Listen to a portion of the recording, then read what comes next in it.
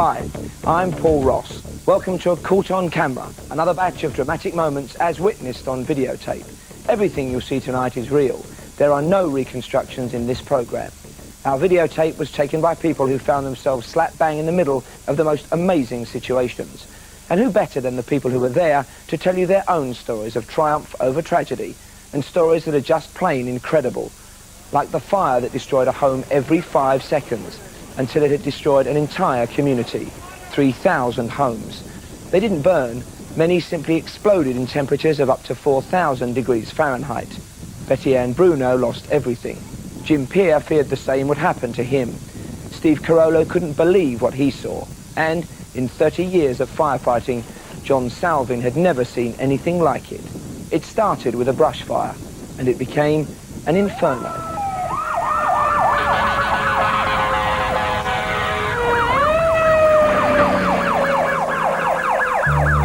I've been in the fire service for 22 years, and this is in a class all by itself.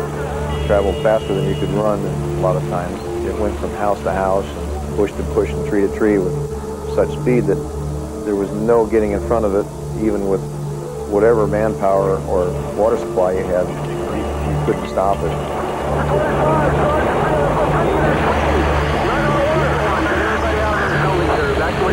They ran into this firefighter who started screaming. I've never seen anything like that! And he couldn't even keep the water on the building. The wind was blowing so hard.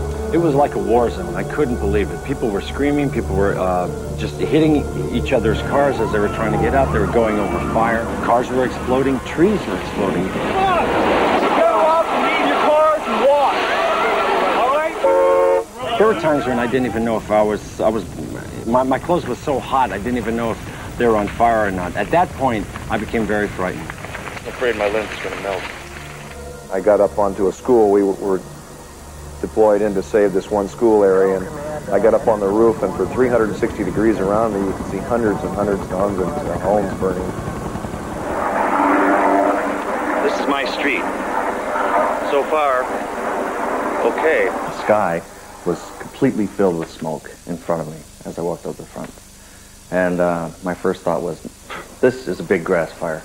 So I'll take a videotape of it. My mother, my friends will get a kick out of it, I guess.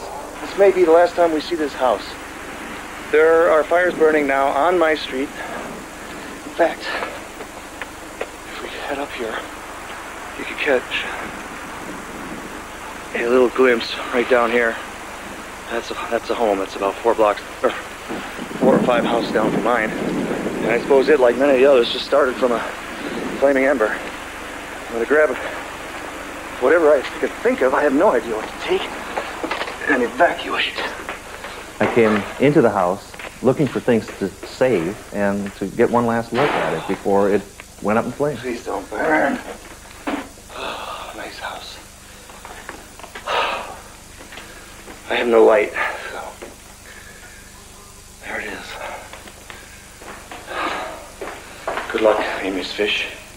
As I walked out past the fish tank, I saw the fish and realized that they were doomed just like everything else in the house.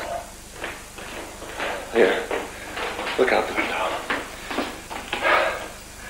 This is the clear side. Fire is coming from the other direction. The house across the street caught on fire, and it was directly upwind. The embers were just raining down on the house and the trees all around the house, and that seemed like it for sure. This is the kind of flames we're trying to contend with no nothing to put it out. As I had given up, a little fire truck came around the corner and put out the fire across the street, and that's why my house is still here. And so I guess I was lucky, and a lot of others weren't. My home is a total loss. I mean, it burned completely to the ground, and everything in it burned up. I knew it was going to be hard because I wanted to see it, and yet I was afraid to look. We walked through the ashes. They were still hot. It was ghastly. It was a ghastly experience. This was our home for almost 30 years. Our children were born here, grew up here. This this was more than a building. Buildings are replaceable. Furniture is replaceable. What we lost were records of our lives. The only thing that was still intact was a bathroom cup. And that was in your bathroom? It's always been our bathroom cup. I totally love this cup.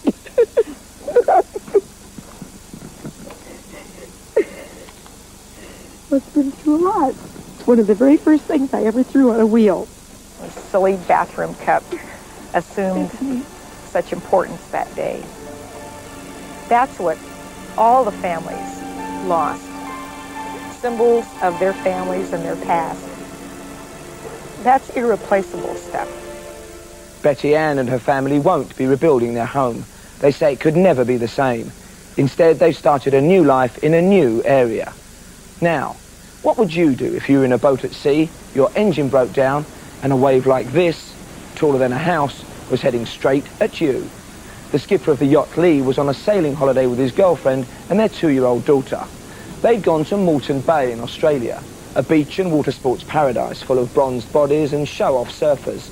But just a few miles out are hidden sandbanks where treacherous currents swirl around. And then there are those high seas. He was a stranger to the area, and Moreton Bay is a very dangerous stretch of water. If he had have stayed in close and went up the north-west channel where all the shipping goes, he would have been quite safe, but he went out on the wrong channel and into the wrong area. It was closed, and when he realised he was in mountainous seas up to 35 feet in height. The yacht had radioed for help, but the directions were inaccurate and the weather was very bad, so the police boat was many, many miles away and couldn't locate the yacht. The waves were big and the yacht was moving towards the large surf. The yacht was caught by the surf, and it was unbelievable what happened.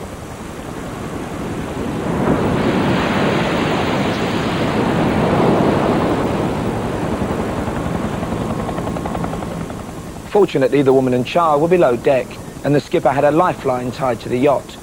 But the police rescue boat was, of course, chasing off in the wrong direction. Eventually, it would turn round and rescue the Lee, watched by television cameras in the helicopter piloted by Tom Ward. Meanwhile, though, Roy King at the Coast Guard station had also launched a lifeboat. And now the fury of the ocean was too much even for an experienced crew. We could see the choppers hovering, so we decided to chase after them. The waves were pretty big. We saw the boat and we looked around and saw some ginormous waves heading down. So we turned to head into the waves. At this stage we'd lost power and it was just crashing down, and there was nothing we could do. She started to take us.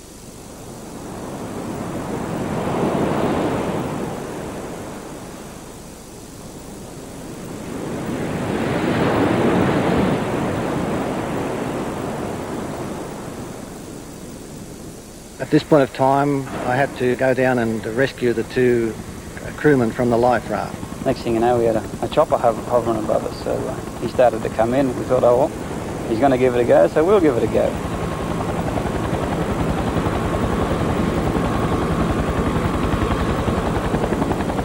It did take some time for both of them to get on board, but Cole eventually made it. I knew it was dangerous for us, but I didn't really expect the chopper. It was even more so dangerous for him. It was amazing how he even decided to do such a thing, but I'm sort of glad he did. That day could have been very disastrous. There could have been 7 lives lost. Fortunately, everybody survived to be able to tell the story. No form of transport is, of course, entirely safe. And to prove it, here's some astonishing videotape from up and down the nation's roads. The Caught on Camera guide to how not to drive. In the middle of a busy motorway in the West Midlands, this man stopped in a jam and dozed off. But now the jam's cleared, and he's caught napping by the long arm of the law. Excuse me, sir. Wakey, wakey. No gold tops for this relief milkman. He was told to turn left at the junction, so, not wanting to disobey, he did, and found himself floating down the M5 until his battery ran out. But this Range Rover in Swansea isn't going to give up. Film from the police car chasing it, the driver finally stops, then, as the police pull up behind, reverses and rams into them. Not once, but twice. We've just been rammed by this Range Rover. And, would you believe it, once again. Yes, he's braking again. Yeah, we just got pandas behind us, so he's coming back towards us at the moment. He's going to ram us again with it. But the worst nightmare for most drivers must be a motorway pile-up, and one's about to happen before your very eyes. But it need never have happened. The surface of the M6 in Cheshire is wet, and the drivers are too fast, too close. Just one car skids and crashes, and that starts it all off. There should be plenty of time for the drivers behind to react and stop. But the yellow lorry can't. The driver swerves onto the hard shoulder. Most drivers are now managing to brake, but it's all down to speed and distance. The vehicles coming now have too much of one and not enough of the other. Look in the middle lane, the white lorry's in trouble. And over in the fast lane, cars are just ploughing into each other. And that's how altogether 13 unlucky vehicles crash in only 40 seconds. Now some real horsepower, and a day at the races jockey Simon Mills won't forget in a hurry. He was racing in Australia's Great Eastern Steeplechase, and as he approached the finish, the going was good. Then came the fall. They're into the open country for the last time, and they come towards the log. They'll rattle the termites. The leader still look at me. We're going to head down the hill on the last circuit. Wolf is going up quickly, and Sir Sagamore. I was about 3 strides from the fence, and just away he went, just like a jumbo taking off. In the bookies hope giving a big sight, Team Wolf. It's out by 2. Second, Sir Sagamore, who's nearly lost the rider. He's gone. The rider was unseated. In third placing, battling on there. Oh, he's still with that horse. I got thrown out of the saddle. I couldn't get back. I hit the ground, and at that stage I realised, I didn't break free, so I was being dragged, and all I could think was, how was I going to get out of this? He got dragged over the next fence, that rider. He's caught in the irons, unfortunately. I think the only thing that broke me free was my horse. I sort of got thrown in behind his back leg. At that stage I was just happy to be laying still, and I knew everything worked. It was just the arm was in a bit of a bad state, but other than that I was quite all right. A lucky escape. And after the break, find out why this baby was called Milagros, the Spanish word for miracle, after her mum went through this. That's caught on camera soon.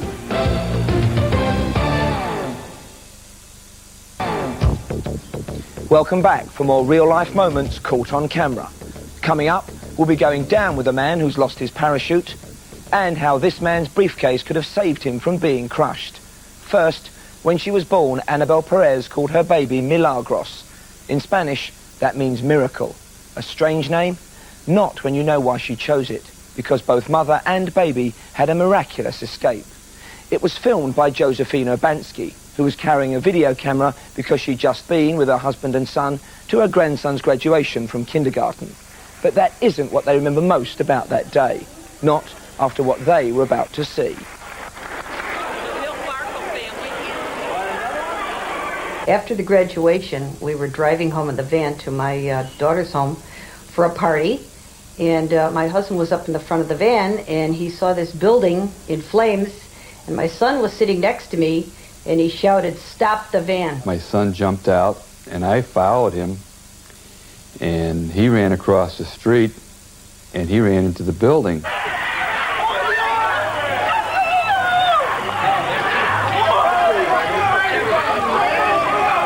Him being a Chicago fireman and my being a Chicago police officer, I figured we may be able to do some good. It was a very serious fire. They were shooting out the back, and it was intense heat and smoke, and I knew that my son was in that building. Once I was inside, I heard screams, so I tried to follow the screams. I had ran up the stairs. And I looked up, and there was this woman leaning out the window. She was gasping for air, and her husband was trying to help her get air. As I crawled across the floor on my belly, I realized I couldn't go any further. The screams were blood-curdling, and there was pandemonium everywhere.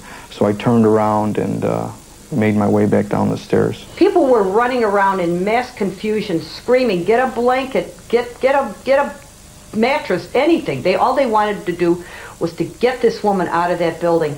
There was only one escape, and that was to come out that window. They were telling me to jump.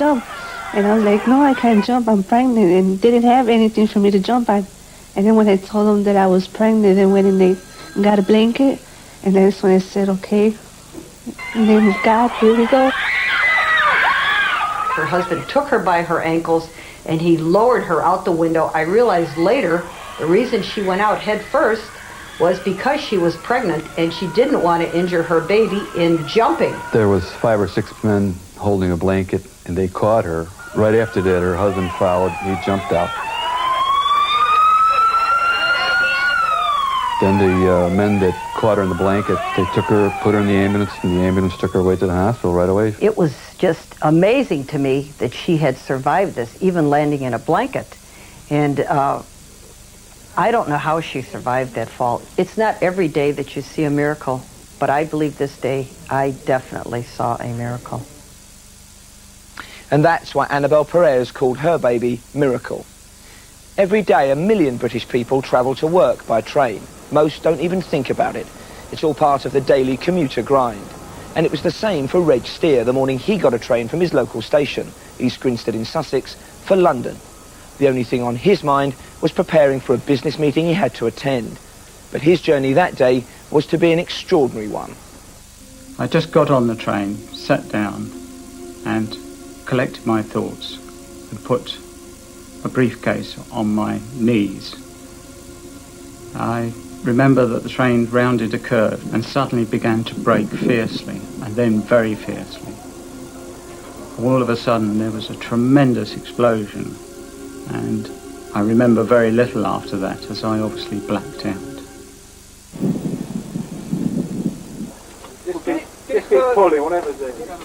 The scene was one of total devastation, quite staggering. A tree had literally punched its way completely through one of the passenger compartments of the train. We later discovered that the driver had rounded a gradual bend. He'd noticed that the tree was obstructing the line, applied the brake sharply, but the front of the train struck the tree, which then appears to have spiraled horizontally, puncturing its way through the entire passenger carriage.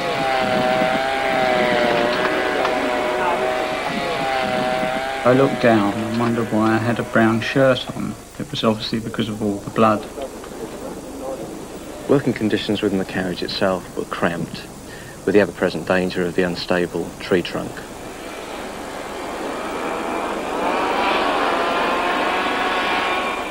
I was quite calm. I was not worried at all. I knew I would get out in the end. Once the trunk had been stabilised, that enabled us to remove further wreckage from around Mr. Steer, to cut away at the floor beneath him. Thus enabling us to lower his body slightly and remove him from the entangled wreckage. 1, 2, 3, good. 1, 2, 3. You got it. All under his bum. Go. Well done. Have a blanket. When I was finally freed, there was a great sense of relief. I knew I would be going to hospital and they would be able to sort my injuries out. Let's have plenty around this stretcher. Although I've had a number of operations since that time, I think on the whole I was quite lucky that day. The mere fact that I put the briefcase across my knee probably saved me from serious crush injury. He's got a lot to thank that briefcase for, but it's the people who rescued him that Reg Steer is most grateful to, especially the fire and ambulance crews who carried out such a skillful rescue. Next, the sky's no limit for a daring parachute challenge caught on camera. Between them, the 5 members of the Precision Collision Group have made 16,000 formation jumps. In this one, 4 parachutists stack one on top of each other. Then, the one at the top peels off and dives down to the bottom, like shuffling a pack of cards.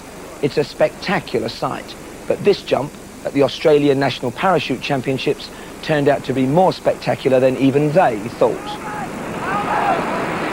Jumping at 7,000 feet, they'd already shuffled the stack 9 times. But this time, as the top skydiver peels off, he gets snagged on a piece of equipment, and the whole stack falls apart.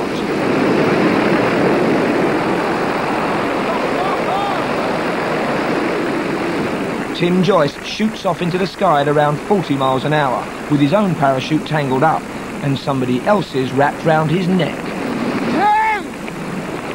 He struggles to take out a knife and cuts away the second chute, but he's still spinning out of control and only a few hundred feet off the ground. No, don't do it, man. He jettisons his own chute, then, in the nick of time, pulls his standby parachute to land safe and sound.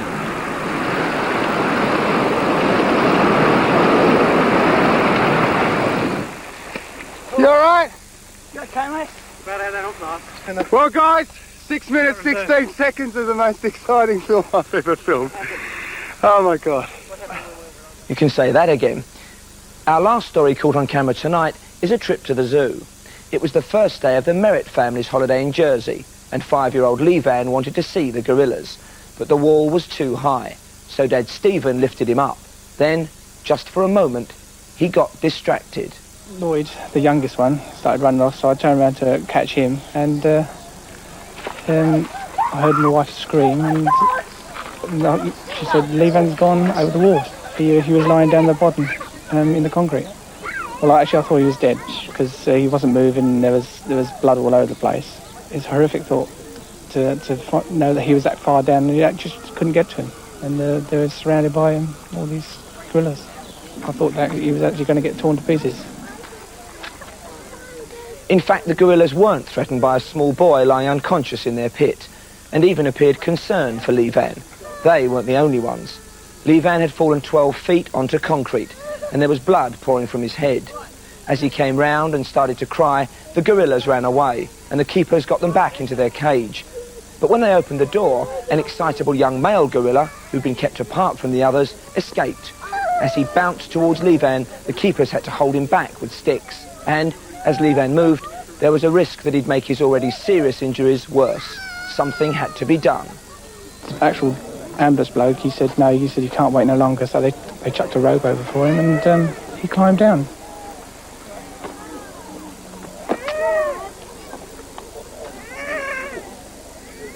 All I was feeling was I've just got to make sure this little boy's all right. That was the only thing going through my mind at the time when I went in. Not till we got in there, I realised that I can't get out, and then I was worried. For about 10 minutes I was stuck in there while the gorilla was running around. He had us cornered, and the two keepers were warned him off with sticks and everything. And at that time my mate was up top getting the ropes and the police and all that, and sorting out to lift me out and lead on out.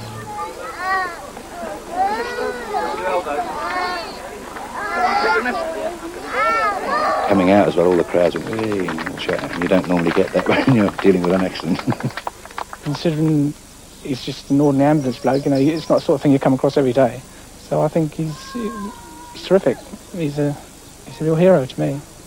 Well, if you've caught a hero or anything else on camera, we'd like to see your tape. Please send it to Caught on Camera, LWT, London, SE1 9LT. Make sure you attach your name and address so that we can return it. We hope to have more of your tape soon, but that's it from Caught on Camera for now. So remember, if you see it happen, catch it on camera. Good night.